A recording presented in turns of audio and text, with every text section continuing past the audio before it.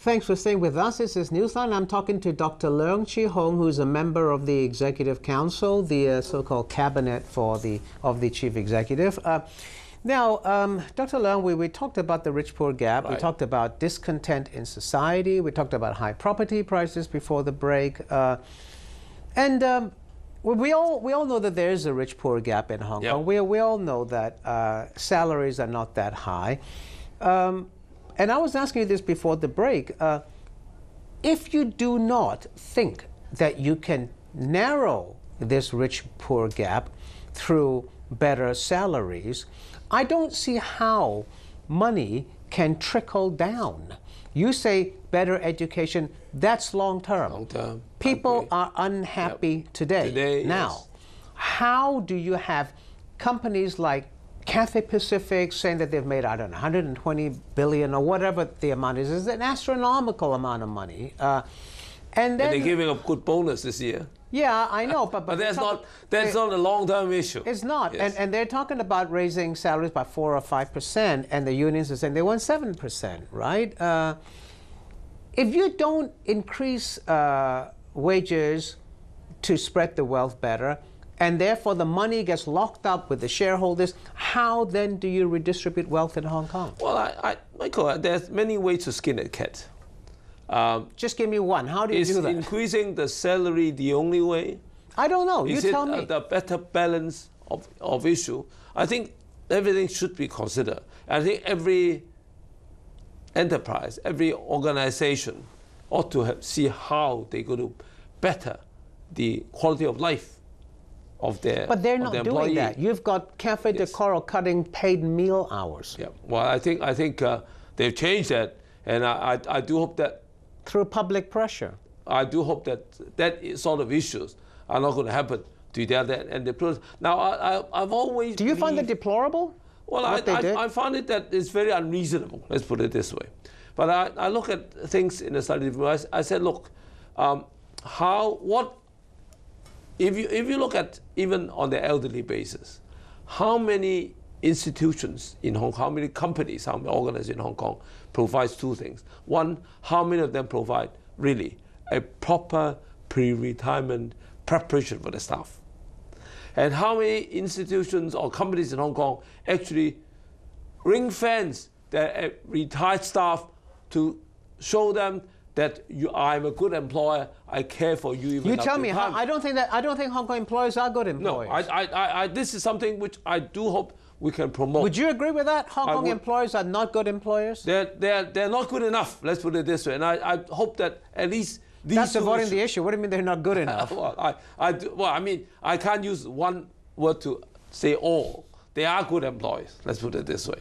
Take, for example, they are good employers? They are good employers. I mean, even if you look at even the issue of pre-retirement training, there are a few big organizations that provide very good pre-retirement training, very good retirement preparation, and they are very good employers, companies who provide even after retirement, they get them back. Those are few and far between. There are not that many, but isn't it that time that we should push this issue, especially when we're facing the issue? Well, you're in the government's executive council. You're a policy advisor. Why aren't you pushing it? Well, I'm pushing in two directions. That is one angle. The other angle I'm pushing is through the Elite Commission, of which I'm the chairman. And It's only 2 weeks ago there was a big seminar on this that a lot of organizations, companies say that, well, that's the way forward we have to think about. You said earlier you don't want to, before the break, you said you don't want to hand out money. Macau just handed out a lot of money. Handing out money is not the best way. We've got a huge 70-something billion forecast surplus now coming up, right? Right. The government forecasts a deficit, but now some of the accounting firms are saying we're going to have a huge surplus, right? If employers say, no, you cannot redistribute wealth through higher wages, you say you don't want to hand out the government's wealth, I'm not saying that we shouldn't hand out the government. I'm saying that handing out money is not the way to solve the deep underlying issue of how you solve it. How do you solve that? You tell me. Well, as I say, every company has to think about it, their way to improve the quality of life of their employees today and also in the future. Companies say, and they're unabashed in saying that, they're unashamed in saying that they care about the bottom line in Hong Kong. Profits for their shareholders. That's their priority.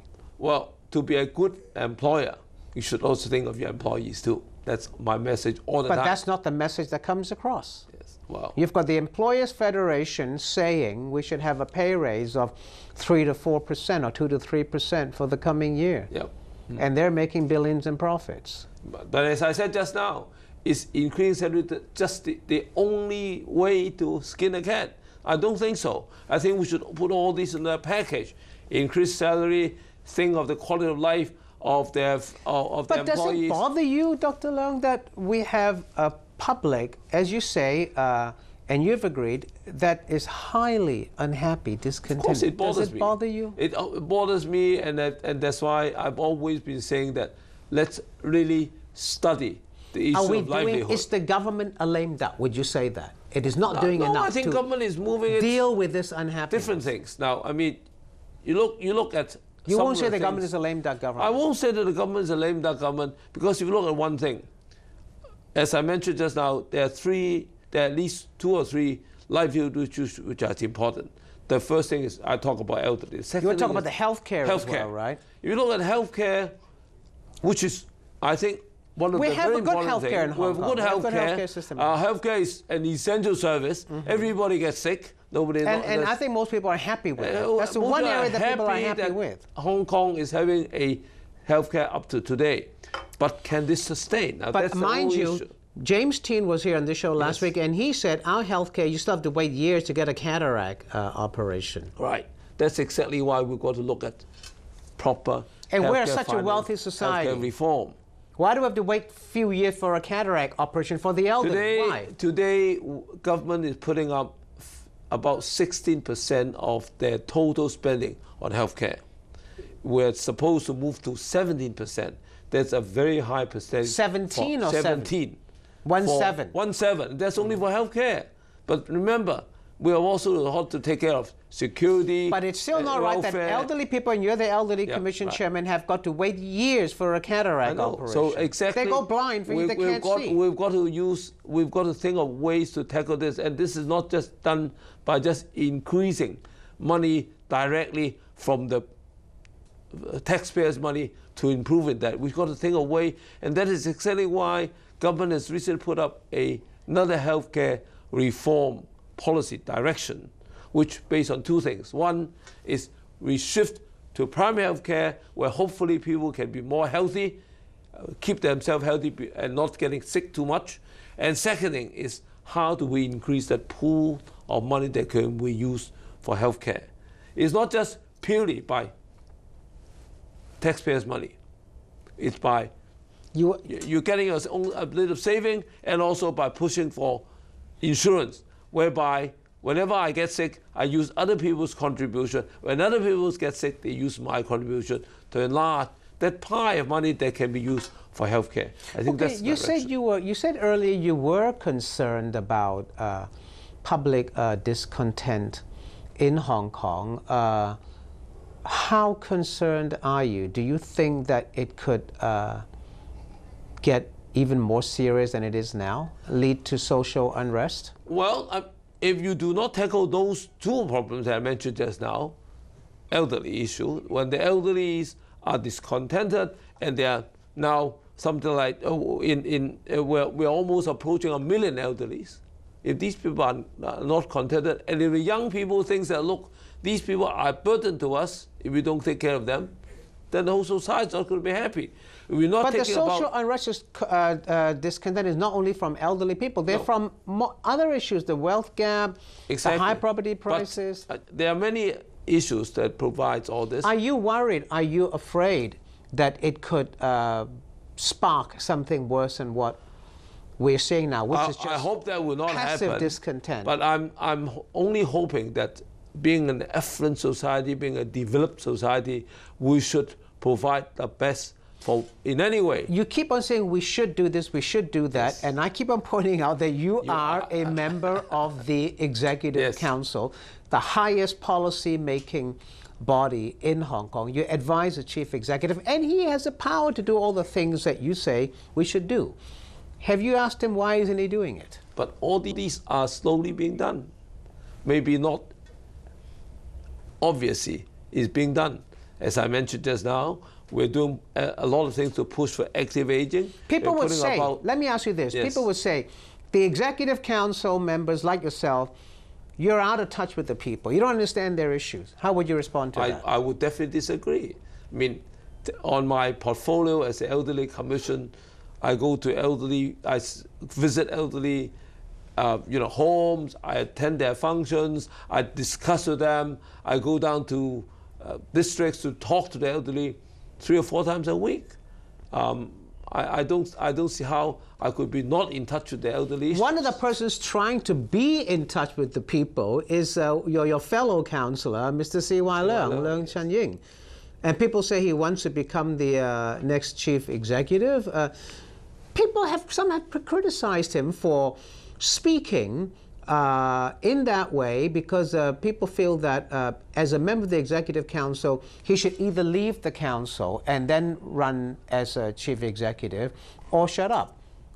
Which way do you swing in that? Do you think he should shut up or leave the Executive Council? I believe any individual ought to make his own decision. I don't think anybody should influence him one way or the other. But the issue remains that everyone, whether you are an executive council or others, if you really are interested in moving government's policy, you should really be in touch with those areas that you haven't answered the question. I've got 30 seconds. Should C.Y. Leung leave the executive council before he campaigns? It's his decision.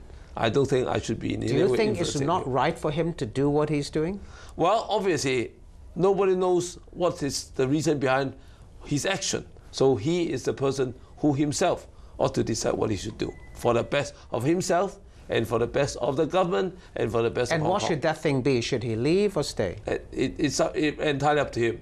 I will not be... You're not answering the question? No, I'm not going to answer that question. All right. Thanks for watching Newsline. See you next week.